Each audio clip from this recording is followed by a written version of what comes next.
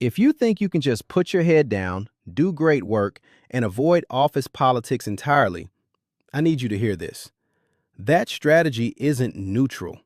It's not even safe. It's actually one of the most expensive decisions you can make in your career. Because refusing to play the game doesn't mean the game stops.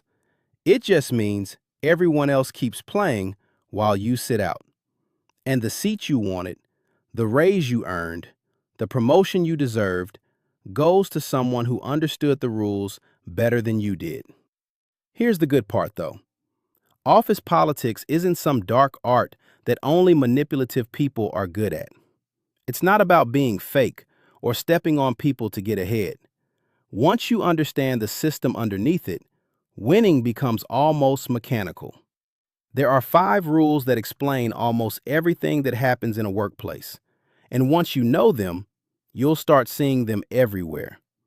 So if you're ready to actually get ahead, instead of just working hard and hoping someone notices, hit that like button right now, because it tells me you want more of this. And let's get into it. I'm Dre, and if there's one thing I obsess over on this channel, it's helping you see the invisible systems at work that nobody explains to you directly. Office politics is one of the biggest ones, and the first rule is the one most people get wrong immediately. Rule number 1. You cannot win a direct conflict with your boss. I don't care how right you are. I don't care how good your work is. If it becomes a contest of you versus them, they win almost every single time, because they hold structural power that you don't. They write your performance review. They decide your raise. They have influence over your next promotion, sometimes even your next job. So the moment you back your boss into a corner, even if you're completely correct, you've already lost something. Because cornered people don't respond with logic, they respond with fear. And a boss who feels threatened by you doesn't suddenly become your biggest supporter. They become defensive. And defensive bosses look for ways to protect their own position, often at your expense. You might win that one argument. You will not win the relationship. And the relationship is what determines your future there. Now, I already know what some of you are thinking, because I see it every time I bring this up. What if my boss actually is the problem? What if they're incompetent or insecure or actively working against me? Here's the truth. None of that changes the math. You don't help your boss look good because they deserve it. You do it because it benefits you. Every time you make your manager look competent in front of their leadership, you're not doing them a favor, you're building leverage. You become the person they rely on, the one they don't want to lose. And ironically, that's often exactly what gets you noticed for bigger things, either inside that team or somewhere else entirely once a door opens. This is what I call playing for win-win outcomes instead of win-lose outcomes. It feels counterintuitive, especially if your boss has given you every reason to want them to fail. But the people who advance fastest aren't the ones who win arguments. They're the ones who make winning look like it benefited everyone in the room. Which brings us to rule number 2. And this might be the most important one on this entire list. Your reputation matters more than your actual output. I know that sounds backwards, especially if you've been raised on the idea that hard work speaks for itself. It doesn't, not on its own. What people believe about your work is doing more for your career than the work itself. Because most of the people deciding your future, the ones above your direct manager, the ones in rooms you're not in, never actually see your work directly. They see summaries. They see impressions. They see whatever story is being told about you when you're not there to tell it yourself. That means someone is always narrating your career, whether you're participating in that narration or not. The people who get ahead fastest are the ones who take an active role in shaping that story, instead of leaving it entirely in someone else's hands. That doesn't mean exaggerating or taking credit you didn't earn. It means making sure your real contributions are visible, documented, and remembered. Because invisible work might as well not exist when promotion decisions get made. I'm actually planning a deeper series on building a reputation that works for you even when you're not in the room. The kind that opens doors before you even walk into them. If that's something you want, make sure you're subscribed and that notification bell is on, because I don't want you to miss it when it drops. Now let's talk about rule number 3, because this one is going to change how you think about effort entirely. The goal is not to work harder than everyone else. The goal is to make an impact that looks effortless, even if it wasn't. Here's something that nobody tells you early in your career. Visibly struggling to keep up, working long hours just to hit the same targets as everyone else, doesn't read as dedication to the people making decisions about your future. It often reads as a lack of efficiency. The people who get promoted tend to be the ones who appear to have things under control, who seem to produce results without constant visible strain, whether or not that's the full picture behind the scenes. That's not fair, but it's how perception works. And perception is the currency you're actually being paid in.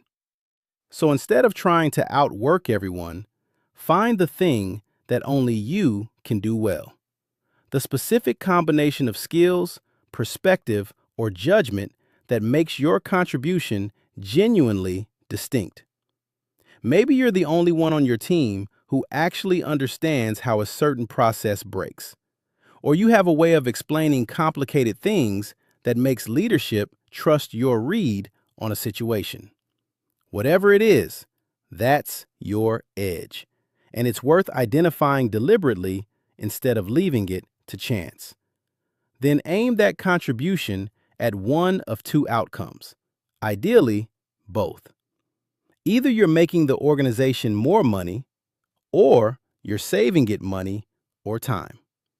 When your work clearly does one of those two things, and it's something that's recognizably yours, it becomes very difficult for anyone else to take credit for it or quietly absorb it into someone else's narrative.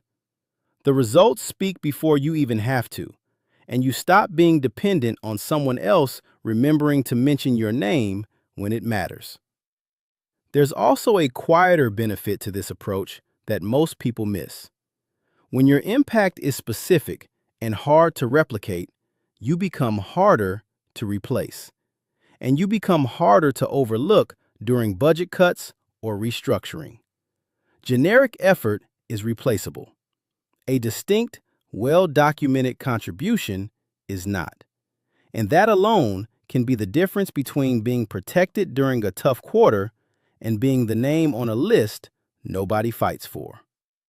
This pairs directly with rule number 4, which is something I talk about constantly on this channel, because it's one of the most underestimated truths in any career. Success is not something you build alone. I understand the appeal of the lone climber mentality. The idea that if you just put in enough individual effort, you'll eventually reach the top entirely on your own merit. It's a compelling story. It's also one of the slowest, hardest paths available, and most people who try to climb that way burn out long before they reach anywhere close to the top. The people who actually accelerate are the ones who build real alliances along the way. And not just any alliances. Decision makers need 3 things from you before they'll advocate for you. They need to know you exist. They need to actually like working with you. And they need to understand, even if they never say it out loud, what benefit they get from being associated with you. If you're not deliberately building those relationships, treating them as seriously as you treat your actual deliverables, you are leaving one of the biggest levers in your career completely untouched. And this doesn't stop at the people directly above you. It extends to the people who influence those decision makers, the peers who mention your name in rooms you're not in, The quiet network of people who end up speaking for you when it counts. Think about how promotions actually get decided in most companies. It's rarely just one person making a unilateral call. There's a conversation happening, sometimes a whole room of people weighing in. And the candidates who come up favorably in that conversation are usually the ones who've quietly built support across multiple people, not just impressed one manager in isolation. If the only person who can speak to your value is your direct boss, and that boss is unavailable, distracted, or simply doesn't advocate hard enough in that moment, your case falls apart. But if 3 or 4 people in that room have a positive, specific impression of your work, your name carries weight even when you're not the one in the room defending it. Which brings us to the 5th and final rule, the one that, once it clicks, will genuinely change how exhausting office politics feels to navigate.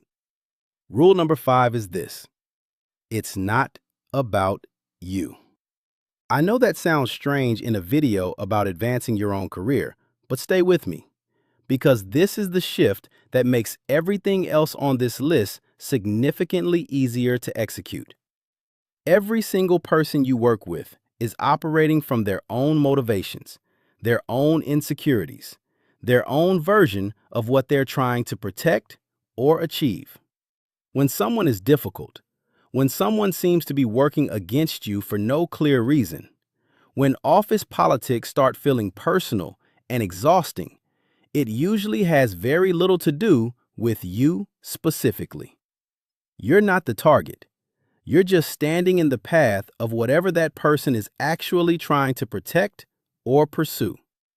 That doesn't mean you have to excuse harmful behavior or let people walk over you. But it does mean you stop wasting energy trying to figure out why someone has it out for you personally, and instead start asking a more useful question. What does this person actually want? And what are they afraid of losing? Once you understand someone's real motivation, even people who seem irrational on the surface start to make complete sense. And the situations that used to feel chaotic and personal start to feel predictable and manageable instead. This single shift in perspective is genuinely the fastest way to diffuse difficult coworkers and difficult bosses, because you stop reacting emotionally to behavior and start responding strategically to motivation. The moment you understand what someone is protecting, you stop being surprised by what they do, and you start being several steps ahead of it. So here's how all 5 of these actually work together. Because none of them function well in isolation, you stop trying to beat your boss and start making them look good, which builds trust and protects your position. You build a reputation that does the talking for you even when you're not in the room, because most career decisions get made about you, not in front of you. You make an impact that looks effortless instead of exhausting, because perceived ease reads as competence. You build real alliances instead of trying to climb alone, because nobody actually reaches the top by themselves. And you remember that almost nothing anyone does at work is actually about you, which means you stop taking things personally and start reading situations clearly enough to navigate them well. This isn't about manipulation. It's not even really about gaming a system designed to be unfair. It's about understanding the actual mechanics of how workplaces function, so you stop being surprised by them and start moving through them with intention instead of frustration. The people who seem to effortlessly get ahead at work aren't smarter than you, and they're usually not working harder than you either. They've just internalized these 5 rules so completely that applying them stopped feeling like a strategy and started feeling like instinct.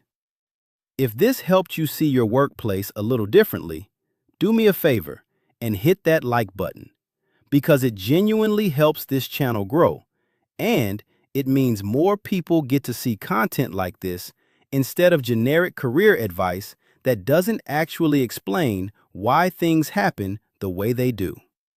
And if you want to go even deeper into the specific personalities that make office politics feel so frustrating, I've got a video breaking down the most common, difficult personalities you'll run into at work and exactly how to handle each one. So go check that out next. Thanks so much for watching, and I'll see you in the next one.